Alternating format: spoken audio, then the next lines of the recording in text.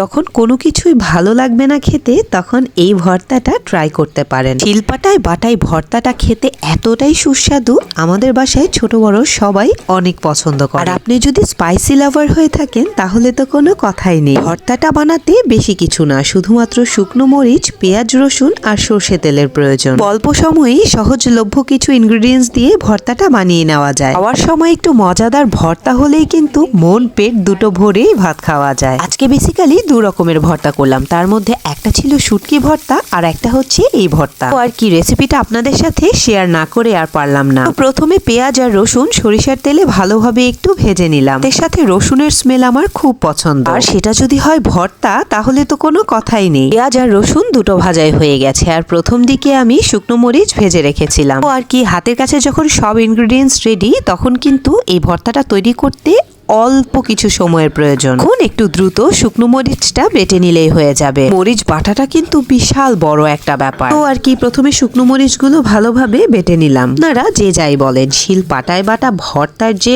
আলাদা স্বাদ সেটা আসলে কোনো কিছুতেই পাওয়া যায় না। আমরা অনেকেই মাঝে মাঝে ব্লেন্ডারে পেস্ট করে থাকি, আমি নিজেও মাঝে মাঝে করি, কিন্তু সেটা আসলে পাটায় বাটার মতো স্বাদ কখনোই আসে না। মরিচ বাটা প্রায় শেষের পর্যায়ে, এখন মরিচগুলোকে আরো ভালোভাবে বেটে নিব, একেবারে যেন মিহি হয়ে যায়। এই যে দেখেন, মরিচ বাড়তে বাড়তে আপনাদের সাথে কিন্তু অনেক কথাই বলে ফেললাম। শুকনো মরিচ বাটাতে হালকা একটু লবণ অ্যাড করে দিলাম। পরবর্তীতে ভেজে রাখা রসুন পেঁয়াজগুলোকেও এর সাথে নিয়ে নিব। সবগুলো একসাথে বাটলে একটা পেস্টের মতো হবে। ভর্তাটা এত মজা, আমার ভিডিও এডিটিং করতে করতেও জিভে কিন্তু পানি চলে আসছে। পেঁয়াজ আর রসুন শুকনো মরিচের সাথে মিশিয়ে আবার ভালোভাবে একটা বাটা দিব। এখন কিছু সময় ধরে একটু ভালোভাবে বাটতে হবে যেন ভালোভাবে সবকিছু পেস্ট হয়ে যায়।